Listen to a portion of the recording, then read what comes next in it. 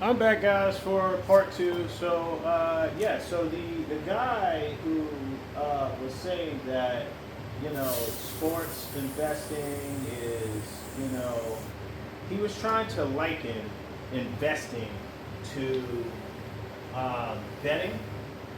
And I say, no, it absolutely is not. Hopefully, you can hear me over the fan. I have the fan here so it can blow all of the fumes outside of the garage. So he was trying to say that investing, I guess he likes sports betting. I'm not telling him not to do it. Dude, if you want to bet on sports, knock yourself out, man. You know? But that doesn't mean I have to agree that it's the same as investing. No, it's not. And I told him, basically investing is self-respect. Investing, if you really think about it, is respecting your time. You get 168 hours in a week, and you, the average person works about 40 hours a week. So if you really think about it, that's a quarter of your time. And most of us will work for 40, 50 years, right? Most of us will work until we die. The great not yet late Warren Buffett, right? If you do not find a way to make money while you sleep, you'll work until you die. Most of us do work until we die. And there's no shame in it, really. I mean, if you need to survive, then work. That's it, right? Men and women included, right? So if you really think about it, most of us have to work until we die. But he's trying to say that we're working. I guess what I was telling him, the most respect you could do to yourself is to actually invest your money. You work hard for that money. You do. You work hard for that money. You absolutely work hard for that money. I'll say it again for the people in the back. You work hard for that money. So why would you put it on the table and bet it all on red? Is that what your life is worth? Betting your time on something that might not hit? To me, that makes absolutely no sense. It makes zero sense. None at all. N-U-N. You could not convince me to go to Vegas and bet it all on red with what I spent my time on. There's no way on God's green earth you'll catch me doing that, because that's just not, my time is more important to me. I go out, I work hard, I work smart, and proof of that is I did a smart thing with my money. I put it in the stock market, and I did something even better and even smarter. I learned to invest the money myself. You see, I allow other people to invest my money by having an IRA. My IRA is not necessarily controlled by me. I can tell them go riskier or go more moderate or go, don't go risky. I could tell them that. With my IRA, I could even say what fund I want to put in. However, with that being said, other people still manage it. So, for instance, if I wanted to go less risky, I tell them less risky. You know what they do with the money? They invest the money into the S&P 500, the top 500 market cap companies in the world, right? Or they put it in Vanguard, VTI, which is their version of the S&P 500. If I say I'm looking for riskier investments that might pay more, okay, now they'll look at companies like NVIDIA, a single stock or single company that is really moving the needle. Like, go as risky as you want. They'll invest in single stocks, single companies versus a collection of companies. So no ETFs, no index funds. They'll just invest in single companies.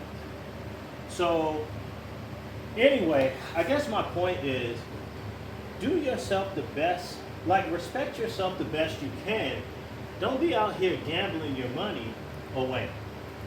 Was it a gamble when you got up and went to work and you needed that coffee to wake up, and every day you have to, those of you that live in the north, you got to go out and pre-start your car and scrape ice and shovel snow and all of that to get out the door on time? If you work hard for your money, and a lot of you wouldn't let other people disrespect you. Why you disrespect yourself? Don't be out here gambling all your money away. Respect yourself. Invest your money. Put your money to work for you while you sleep at night. You should be able to sleep good at night knowing that your dollars are out there making more dollars. Isn't that the point? If you don't want to have to work forever, if you don't want to have to, like if I ask you, do you want to work until you die? You may say, well, what do you mean? Okay? Do you want to work a job? Do you want to have to work a job until you die? Well, no. Who the heck would want to do that? Right. Well, then are you investing your money into the stock market? No, I'm not. Well, then how are you making money while you sleep?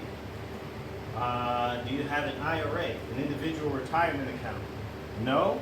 So you're telling me you don't want to work until you die. However, what you're showing me is no proof that you don't want to work until you die. See, if you didn't want to work until you die, you would ensure your dollars are working for you. That's the only way you're going to ensure that you don't have to keep working for money. See, if you don't put your money to work for you, then you have to constantly work for money. So most of us are paid hourly, right? And as such, then that means we have to be on the clock in order to earn. As soon as we punch out, as soon as we're not on the clock, we're no longer earning. Now, I'm on salary, but I'm talking about most people. Most people are hourly. So the moment they're not on the clock, they're not earning. So if you constantly have to be on the clock to earn, well, when does it stop? How are you going to earn money? What year do you plan on retiring? What age? They don't know. You know why? Because they never thought about it before. No one ever asked them. So then you do plan on working till you die. No, I just never thought about it. Well, dude, you're like 40. So when are you going to think about it? You see what I mean? So there's no planning. So and I say all that to say this. I'm showing you, I'm trying to prove to you this guy is wrong in the comments in his thinking. His thinking's warped. He's trying to liken betting to investing. And a lot of people do this. And it's almost like, look, man, I'm not going to go back and forth with you perpetually. I'm just going to tell you, investing is investing. Betting is betting. Betting is gambling. Investing is taking your money that you have worked for and putting it into something that's going to grow it. It's putting your work, it's putting your dollars to work for you while you're asleep. Now, if you can't see that, I don't know what to tell you. But I will tell you this. If you look at all your dollars as employees, each dollar as an employee, you may have 10,000 employees. But if they're just sitting in the break room not doing anything, how is that helping your business? You're your first business. Your name, conglomerate, incorporated, LLC, whatever you want to say, right? Put your first name and then say LLC, right? You're your first business. If you got employees that are just sitting in the break room and chopping it up all day, they came to work to do that, what kind of manager are you? What kind of CEO are you?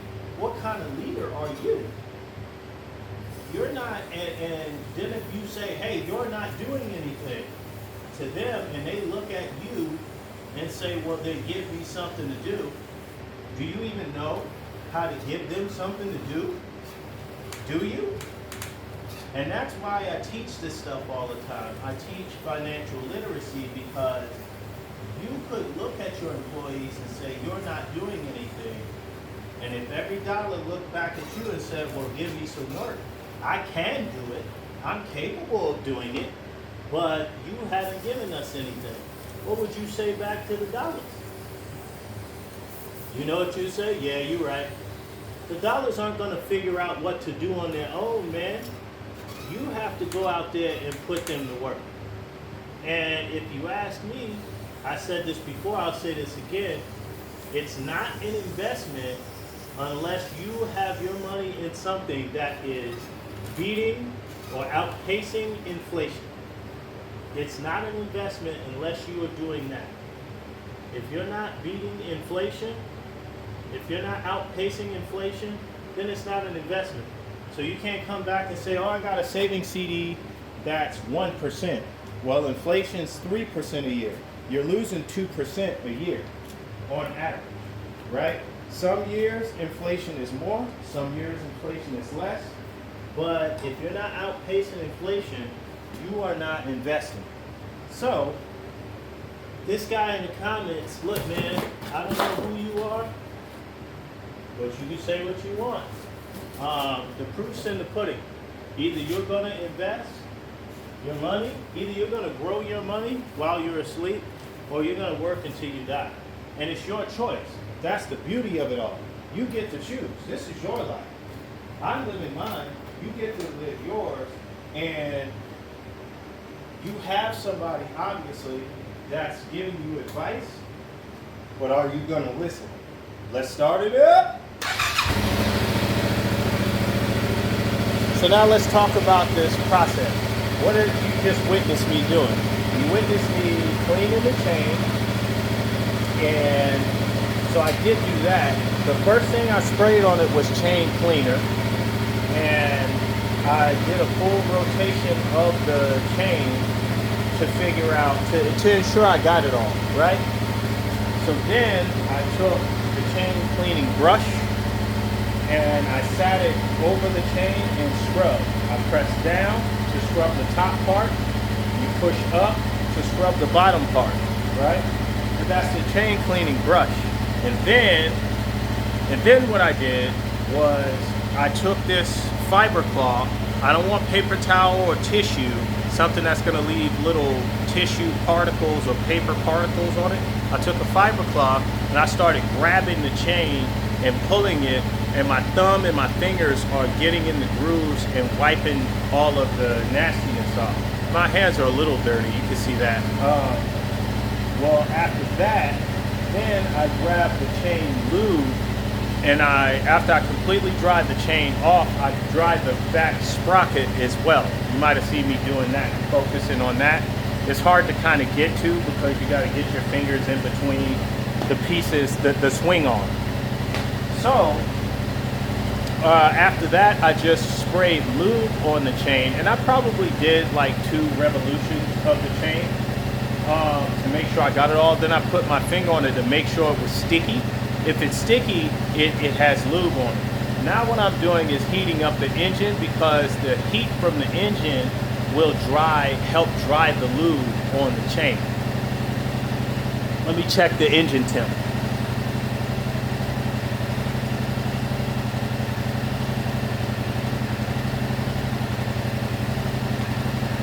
So it says right now the coolant's at 129. I'm probably going to wait until the engine gets to about 150, 170, somewhere in there, and then I'll turn it off. And then probably like every 5 minutes, I'll probably rotate the chain a little bit. So that's what I'm doing.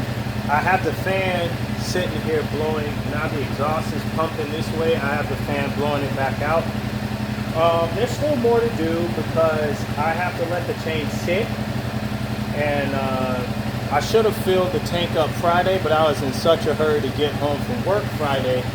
I didn't go to the gas station. Usually I go to the gas station, fill it up, and then when I clean the chain or whatever, I'll take it on a little ride through the neighborhood just to make sure everything's good. But I guess I'll just take it on when I take it on a ride through the neighborhood, I'll go get gas as well. Because it says the range is 80 miles. and I go 75 miles one way. So it's not going to last at 80 miles at 80 miles an hour or 70 miles an hour. It's not going to be 80, believe me. So I will need gas. But I would recommend this Yamaha MT-07 to anyone. It's a 2026. I told the story on the channel before how I got it half, 50% off. Out the door is usually about $12,500. I was out the door at $6,250. If you didn't see that video, let me know. I can tell you exactly how I got it. But anyway, I'll get back to how that the guy's trying to liken investing or to betting. It's not a thing, folks. Think about it. You work hard. If you have $1,000 in your savings account in January 1st of 2025, that same $1,000 will be $1,000 January 1st, 2026. However, here's the problem. It will spend like $970 because once inflation gets done chewing it up or things go up over time, now you need the whole $1,000 to spend like $970. You need the whole $1,000 to equal the buying power of $970 in the current economy, January 1st of 26, right? And that's what happens to your dollars because you have natural inflation, things going up over time. And this is supply and demand. This is eggs, milk, gas. These are things, consumables and things of that nature, right? But then you have forced inflation where we pump money into our system, right? Into our economy. I make the sweet tea analogy all the time. So if you have a pitcher of sweet tea, you fill it up, let's say it's a gallon, 2 gallons, I don't know, and you get the right amount of sweetness. You take a spoon, you sip some, you're like, yep, that's good. You can put it in a porcelain bathtub, a clean one, no germs. Put it in a porcelain bathtub and fill it up with just water. You can stir that bad boy. By the time it reaches the top and you turn the water off, and you've stirred it up, take a sip of that. Will you taste any sugar? Will you taste any tea?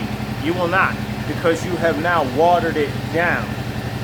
And that's what happens to our dollars. So once inflation gets done with our dollars, the buying power of that dollar is not the same.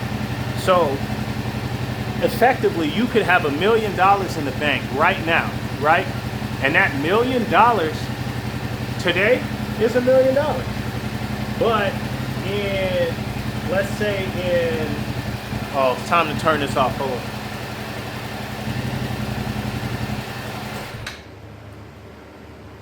But now let's say in 10 years, right? In 10 years, that $1 million, if you just left it in a checking or savings account, you have now done yourself a disservice. Yeah, you kept $1 million, and yes, $1 million on paper. That $1 million is going to spend like $700,000. Who wants to do that?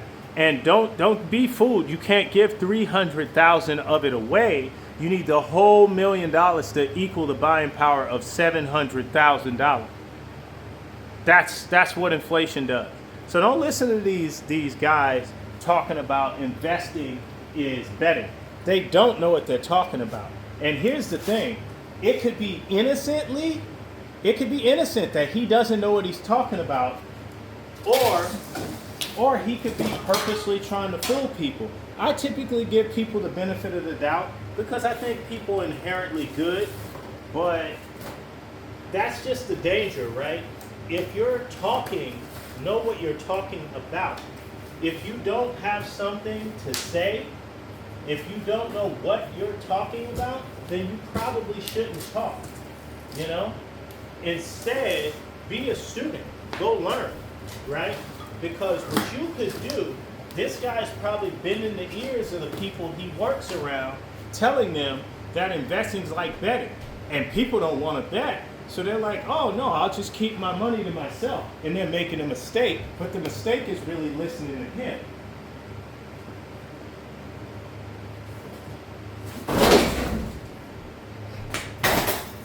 So I guess in turn, be smarter than that, folks. The blacksmith.